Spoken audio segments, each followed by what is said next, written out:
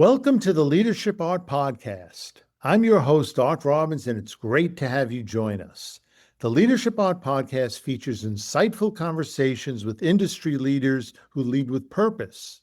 Here you will discover practical insights, powerful lessons, and everyday inspiration to elevate your own impact, whether you are leading now or preparing to step up. We want to inspire you to be the best leader you can be. And today I'm especially honored to have as our guest, renowned investor, visionary, entrepreneur, and philanthropist, Stella Zhang. Stella, welcome. Thank you, Art. Thank you for having me. I appreciate the opportunity to speak today. I know. I'm so honored to have you. And let me tell a little bit about your background to the audience. Stella was born in China and came to the U.S. almost 30 years ago. She has established herself as a major driver of the innovation and startup economy here in Southern California. She earned her MBA from UC Irvine and pursued a career in finance and investment banking. She serves as the Chief Operating Officer of American Lending Center Holdings Group and also is a founding partner at Sunstone Management. She grew Sunstone to become a significant, innovative ecosystem builder, startup sponsor, and community supporter. Her passion for supporting entrepreneurs is both tangible and impactful. She partnered to launch the Long Beach Accelerator and led to the creation of the Stella Zhang New Venture Competition. In fact, her personal gift and sponsorship has made this competition thrive and become a benchmark for education and entrepreneurship in the SoCal startup community. And with extensive experience in operational management and a passion for giving back, Stella continues to lead with strategic vision while remaining deeply engaged with her alma mater and community.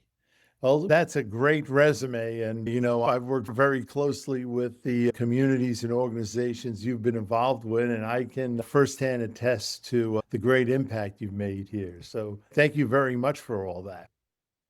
Thank you. Thank you, Art, for the complimentary statement. I just do what I can. And like said before, I just appreciate everything around me. Thank you. No, well, and we'd like to delve into your own personal journey and hear more about how you've embraced entrepreneurship and how you've converted it into philanthropy. And the audience may not be as familiar with you as I am, so I wonder if maybe we could start with that. Tell us a little bit about your journey. And I guess you've had a geographic journey too, because you started in China and came to the United States about 30 years ago. So we'd love to hear about that. Well, I know it probably sounds complicated to other people, like you came from a foreign country and then landed here and then try to make a living and start a career. But to me, it's like a very much straight line because I came from China as a new immigrant, right? Like we have to find a job and find a living. So I worked with a law firm and then get involved with immigration practices and help attorneys to manage clients, all these things for like 14 years. I didn't change a job during the years. Try to learn as much as I can. And then after that, I met my husband who just started his new business. That was American Lending Center. At the time, it was not this name, of course. And then we started from scratch, like 2010 something. And then we are working together. We have been working very closely and try to grow the company together. Then we started the other company. So that's how we came here. So all these years I've been involved with the operation, the management. So that's quite, quite a simple journey. Yes. I mean, how hard is it to come into a totally new country with a very, very different culture, right? I know. Different language, different culture, different standards. How do you get your arms around it and figure out how to navigate through all that? Yeah, I don't know. I think at the time when you were young, you kind of not very conservative. You want to try a lot of things. You didn't really think, oh, it must be hard. It must be complicated. I think at the time it's very attractive and interesting to go overseas. My time, like 90s, people in college, they started talking about how good America is, how beautiful Europe is, how advantages for young people to see more. I think it's always a good, even now today, we have people at my age showing their kids they should go out and see the world. I think at the time, I'm generally a very hardworking person. So even in school or when I come to this country, I just think like if you work hard, you'll be happy. You will get what you need through the work. So I think it verified what I said. So it's more like the more I do it, the more I get into these detailed work. So I feel happiness. So I think maybe that somehow made the whole immigration process easier, or the path of growth is kind of not that hard. When happiness is there, I just deal with it.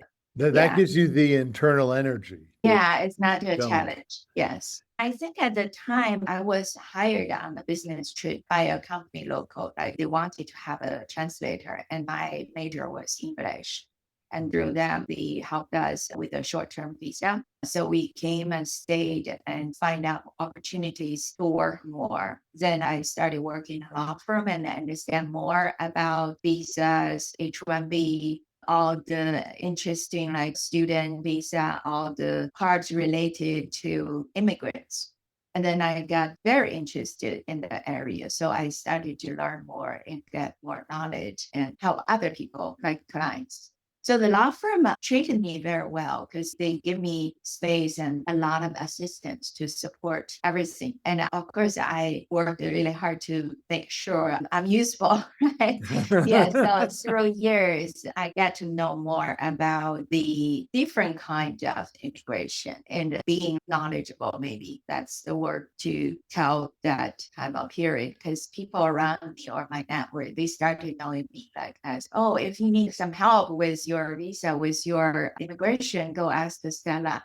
So it started getting more and more good networks around me. And that old immigration law, immigration Yeah, counseling, that ultimately became your specialty, your area of kind of, expertise. but I'm not a lawyer. I have to be Right. clear. So I just try to help lawyers or clients who do not have access to directly talk to the lawyers. So we started, and when I say we, it's more like my husband, John Shin, and me. We started talking about other opportunities like EP5 and like investment. So then when the company started, I Yeah. left the law firm and joined him. So That we was the worked with American law. very, yeah, Yeah. then that's everything started. Yeah. I've worked with people all over the world. And as you were talking, I have had the pleasure to work with many Chinese business people and visit China, and the whole image that they have of America and the opportunities here. That was something that really made an impression on me. How many people did aspire to come here and be able to try new things and have opportunities that Yeah. weren't available to them. I was hosting this delegation from Shanghai, and we were in New York City, which is my old hometown. And I still know it pretty well, even though I haven't lived there in decades. I still travel there often. Yeah. And I said to them, I'll take you wherever you want to go. We'll do it. And you know what the first thing they said? They said the Statue of Liberty. And sure enough, I took him to the Statue of Liberty, which is kind of a joke because native New Yorkers do not like to go to the Statue of Liberty. Okay. I know. It's a Yeah. bit of a schlep, to use a New Correct. York Yes. phrase. But when I went there, I was really struck how struck they were about the symbolism and the Amazing. opportunity. And it really made an impression on me, just how impactful that can be, to come here and be open to opportunities that you might not be able to get anywhere else. Yeah, I truly understand their feeling because, yeah, the first time you landed, you just feel so fresh and excited. And I think America, in a lot of people's mind, especially that time, it's like a very different, it's completely mysterious. So it's just Yeah. worth a good exploration. It's just like, let me find out more. I want to try. I need to do more to get the opportunities. Now, you didn't stop at ALC. You actually went on to co-found Sunstone Management, Yeah. which is an amazing organization here in SoCal, and the things they're doing to promote entrepreneurship and business acceleration at all levels. I wonder if you could tell us how you got involved in that. And Yeah. Sure. We have American Learning Center started and it's been successful. As I said, this company, American Learning Center, ALC, it's a very unique business model because as you see, our name is lending, right? That we do basically loans. So we work with government and also new immigrants to raise money and invest foreign investors' money to help U.S. small businesses grow through the support of the government loan programs like SBA, USDA loans. We manage the safety very well. We help these investors who provided their fund to get green card. That's the whole thing we have been running. And then during like 2015, we noticed that these investors they still need a lot of support or guidance to manage their wealth.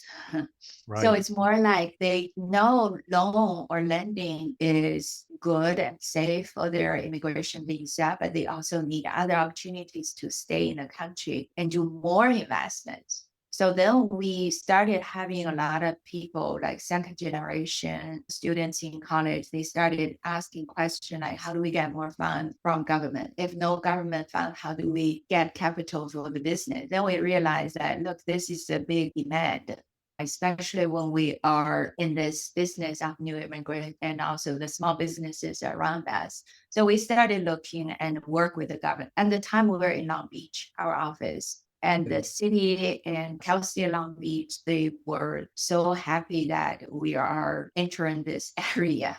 And then that's how Sunstone started. Also, the Long Beach Accelerator started. And then through that journey, we found out that, wow, that's a big demand. Basically, all of the startups, they need help.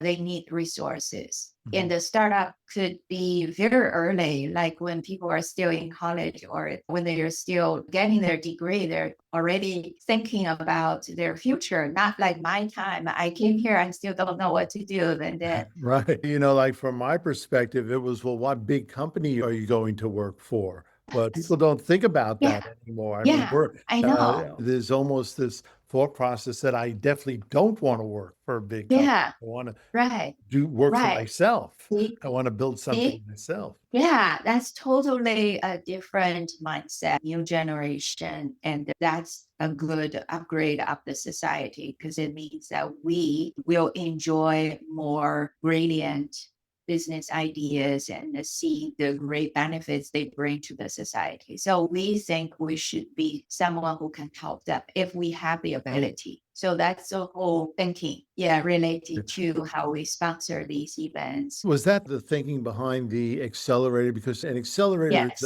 is a unique vehicle. I mean, that's a Yeah. very unique way to support businesses beyond just, traditional investment bank and counseling. Yes. Right. That's the theory behind. When we had Long Beach Accelerator, there's a unique way to work with the government and educational institute. We call that public-private partnership, P3.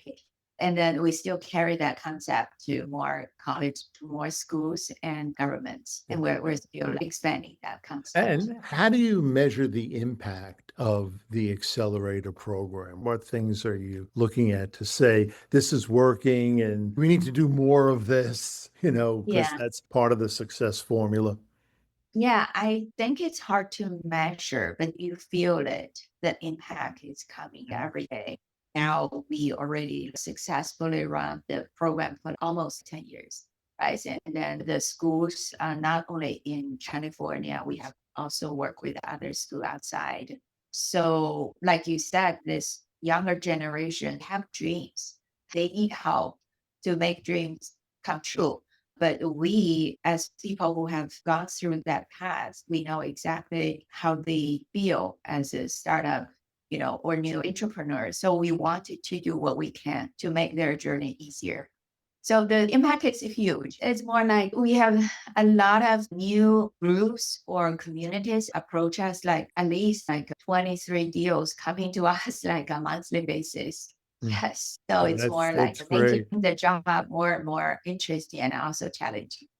I could say firsthand because I've done some mentoring with the Long Beach Accelerator over the Mm, past few years. Whenever I go to an event there, it seems to be larger and larger, attracting yes. more Yes. attention. So you didn't stop at the Long Beach Accelerator. You actually went on to help support the UC Irvine new Yes. venture Yes. competition. I Yes. wondered if you could tell us how that all happened, because that's an incredible program. It might be worth giving the audience a little background about that program too, because I actually think it's quite unique and sets a benchmark for a lot of academic, educational, entrepreneurial programs.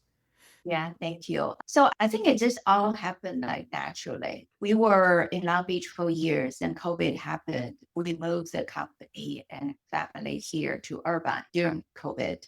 Then we started looking at our business. Yeah. The economy at the time was very tough and immigration was also very uncertain, the policy. So we came back. We did not quite have any solution for the things we were facing at the time. But then COVID, like, it's not a good thing, but it's also quite a big pivot for us because we started looking everything from the other side.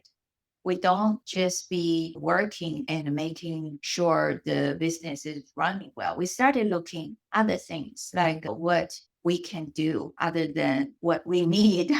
It's more like when I go back to Irvine, I'm kind of being like very uncertain about myself. It's kind You of may like be not believing self-reflective. because of the COVID or because of the toughness of life or Mhm. something. We were okay because the business is still there and the people are still like good around us. We didn't lose any family member or have any sad stories. But things and people and COVID and all of the things make me started relook at this life. And we, as someone who is on this earth, it's something deeper. I saw UCI, I saw the school. It just brought back a lot of memories in those years when I tried to work and study, managing everything, and I don't feel hard. Why now I'm actually doing better, but I still not sure like what's the next. And then I realized it's a give back. It's more when you don't know what to do, just go ahead and do what you can to help other people, even though the time is different. When I'm here around the school, I realize, okay, I appreciate the education I received from the school. I cannot imagine who I will be if I don't have that. I get the opportunity to realize how great the school has been worked on me. Like it's all happened with a reason. I Yeah. received it and I changed my life with the MBA degree and everything, the knowledge, the vision, the mindset, the culture of America. That's when I started looking for more opportunities and business involved, like start a company, I work with other people. I think that's very important. But then by looking at that, I was like, what can I do for the school? Mhm. If I receive so many good things from the school, although it's probably invisible, I don't think people go to school, they need a degree. They want this, they want that, they go. But then I realized if not that, I would not be this. So it's Right. on like getting clear. So I just say, okay, let me just do whatever is needed for them. And So that's you what felt that was happened. the right thing to do, Yes. and that was the Yes. fulfilling thing to Yes. do. Yeah. Right. For the audience's benefit, I mean, UC Irvine, UCI is an amazing institution. I first got It is. exposed to it. My middle daughter got her bachelor degree there. I might be going back 20 years now. And she got it in theater arts of all Oh, things. And okay. the campus was just the circle in the middle. Yeah. It was like nothing It's amazing. besides Yes. that. And, for the audience's benefits, it's by far the fastest growing campus in the UC system. Part of it is because it has the benefit of all the undeveloped land around it. But Right. what they've been growing is beyond words. I mean, they've expanded their health sciences and biomedical research and the business program and, their social Yeah. science programs. And they've really attracted so many resources and talent And it is one of the highest ranking public institutions. So to come in and give back to support, the business and innovation program, the Paul Mirage School there is amazing. Great. Yeah. Yeah. Every year I see the changes and exciting news. I'm just so proud of the school. It's the best choice I've made. Yeah. I Well, think. I mean, it's great that you've contributed so much because the new venture competition, and by the way, I mean, it's named after you now. It's the Stella Zhang New Venture Competition. And Yeah. a lot of people on campus just call it the Stella Zhang. They don't even talk about the NVC part. I always felt what made it so unique. It's actually a year-long program. I mean, it's a series of lessons that's open to anyone on campus. And they must have at least a dozen different seminars in there, and anyone can attend. And through that, people are exploring, well, what should my business plan be? And, it helps them construct the business plan. And then it actually filters down where people submit it, and they have different rounds of Yeah. competition that culminates in finals and award money, which your gifts have so graciously supported. Yes, I know the program has been very successful.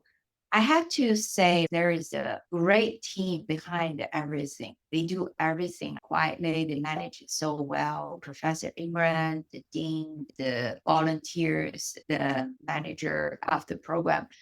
I'm ashamed that I couldn't do more because I didn't really involve with the operation, everything, but I see what they do. I'm like, oh, wow, my God, it's a lot of work. They have maybe 15 or 20 workshops. They help students. They have to recruit coaches and other people to help running the business plan and everything. It's not just to go ahead, oh, take my check, then it happens. But yeah, it's Right. not that. Right. No, and I've been blessed to have mentored some teams and a judge Oh, thank last you. year. And one of the students I mentored 2 years ago on one team, he joined a different team the next year and then won the Yeah, competition. And actually, they won the grand prize. And he actually came yeah, to me and thanked me. He said, your mentorship 2 years ago really encouraged me to keep going, even though we didn't win yeah. something 2 years ago. Yeah. Well, and I think that's a lesson in entrepreneurship too, is that, you have to stick with it. Not everybody, I don't know if anybody hits it on the first try. And part of Yeah. entrepreneurship is having the courage to Yes. keep trying and, Yes. evolving, and ultimately you'll hit the success. You'll hit what you're passionate about. That's so true. I mean, you've done so much to support entrepreneurs and startups. What would you say your key leadership principles are that have really driven you to do? I think you talked about doing the right thing, which really resonated with me when we had our first conversation, because we were talking about, especially in tough times, how important it is to do the right thing for the customers and how it will ultimately pay back and result in a long-lasting, trusting relationship. I wonder if you could share some of those leadership Yeah. principles that have really guided you through all this. Uh, well, I mean, it changed, right? It changes when you start a company and when the company is established. I think when the company is new and kind of like a very initial stage, you have to lead by example. You need to do harder than team members. You need Mhm. to show how to not just giving instructions and stay away. That you have to be heavily involved, like to work hard, show example, be detailed, like very, very available, like whenever it's needed. So that's the initial stage. But then when the team is kind of set up and the company is growing and established, I think most importantly is more about your vision for long term. Like you need to make sure to let people know why we do this, how we do this, and the direction has to be very clear. I always tell my people to take responsibilities. When someone made a mistake, just find out the solution first. Do not point finger and always blame yourself. Do not say, oh, this is not my problem. Always say like, why this happened? What did I not do right? You just need to make sure this doesn't happen again. Yeah, I think on the result to find solution and learn lesson, that's very important because no matter how great the idea is, how brilliant the concept, you still need people to handle that. So I Right. think we all know as we manage a team, sometimes because of your experience, your knowledge, you can do things easier and faster than your assistant, right? Mhm. But why you still have to train them, have to manage them because you want to manage people, not only the things, the project. So you need to give them the right idea, like why we do this and what will be the result for the business. So basically, I think most of the business leaders, they probably just share the same thing. But, it's easy when you're in the middle of the fray to sometimes overlook that. I mean, it's Oh, good yeah, to revisit right. those things. I mean, Yeah, especially the point you made about taking care of the team and giving them the vision and the support right, to do the work because you can't do everything yourself. And I know one right. person said to me that part of leadership is leaving things better off than you found them. So the concept of a legacy and having people on your team that you've developed step Yeah, up and carry the correct. torch is really important. Yeah. Give them the power and space to work, but you still give them the best of you. Like tell them why you are doing things like that. They learn from you, they take care of that. And do not blame when someone make a mistake. Just find solution for it. It's always problem solving. Yeah, I think be a leader is always problem solving. It's just taking responsibilities. Yeah. It's great advice. And, I know we're running out of time here, but I did Oh, want to yeah. get your thoughts on advice for the audience who does want to pursue a path of philanthropy, because I know a lot of our listeners are very purpose driven and mission driven. They would like to give back, they would like to create wealth and give back, whether it's to their alma mater or some other institutions that they're passionate about. I mean, how would you advise someone to approach that and to do it effectively to have a real tangible impact? It's very tricky because it has to be something already in your heart. You cannot just develop that. I feel like philanthropy is just not about a gift or donation or something. It's something you need to see in yourself. It's more about this should just happen naturally without a purpose or without any plan, right? Because if you already a good person, it will just happen when you see people in need or a community needs some, you will automatically you just think that, oh, let me do this. It's more like when you see me falling, you will just offer your hand. Yeah. It's more It's a like that. It's not reflex. like, It's a yeah, reflex. yeah. Let me Mhm. think about when I go out today. If I see someone falling, I should help her stand up. It's not like that. I feel like most of the business owners, when they start the company and the company just growing fast and make money, be profitable, they want to do more to make it more profitable. But still, a lot of people are thinking like me, like someone. I see a lot of great figures. They're doing a lot of good things for the society. It's just there. We're just thinking like, oh, why do I deserve this? What happened? Oh, it's because a lot of good things happened to me and they helped me. So I need to do more good things to make the good things do more good things, Mhm. good people, right? So it's more like that theory. If you truly understand that, you will just carry that concept to whenever you see things. I think it's more like that. It's not just about us. It's like animals, or you see the abandoned animal on the street, you will just help them. But some people will just walk by. It's not necessarily a thing. It's like a mindset that through a lot of stages, through experience, you just carry that with you with or without money. Because you see people who are not wealthy and they still contribute. They might contribute their time. Right. They might Exactly. Right. contribute their emotions, Correct. and it makes it a big difference. Yes. I think these are great points. And I think, it emphasizes really what it means to be human. I mean, humans can have the resources to do this. And it's really Yeah. finding what's in you and sharing it with other people, Correct. whether it's Yes. money or time, emotional Yeah. support. Yeah. I truly believe in giving back because give back will bring back a lot of good things, good energy, and make me happy.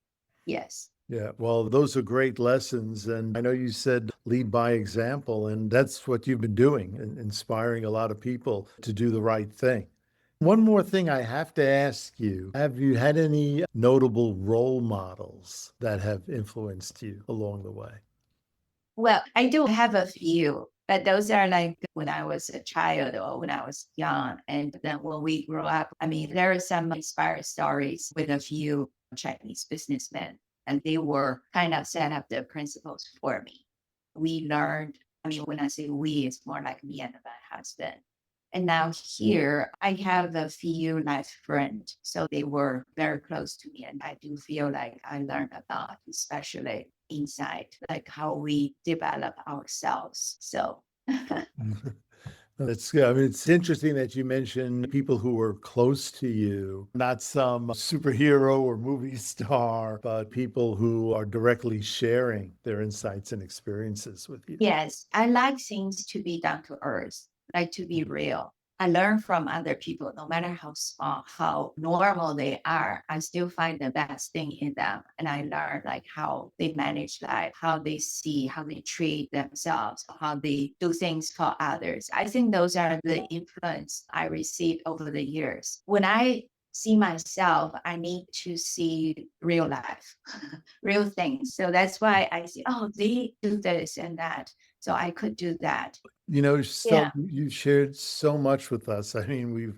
really gotten to know you, and you're an amazing person. And I really want to thank you for being so open with us. Yeah. For people who want to stay in touch with you and follow what you're doing and what you're up to, what would be the best way to do that? Yeah, you can always find me through our company's website, email. I'm not very active on social media. However, I'm always on email, LinkedIn, and yeah, I'm always very close with the school. Yeah, Okay. everything. Well, I guess for people who are in the SoCal area, they're welcome to attend the new venture competition events. Yes. We have a great finalist event in the auditorium, and you get to see, I think they showcase about 6 or 8 companies there, right? Yeah. And then you can really see the impact that the program is having. Yeah, it's a great experience. Yeah. Yes. Thank you. Well, again, thank you so much for joining us today. And I think we are about out of time, so we'll call it a wrap. Again, I want to thank our listeners and followers for joining us and for your continued support. And until the next episode of the Leadership Art Podcast, this is your host, Art Robbins. And remember, it's your lead.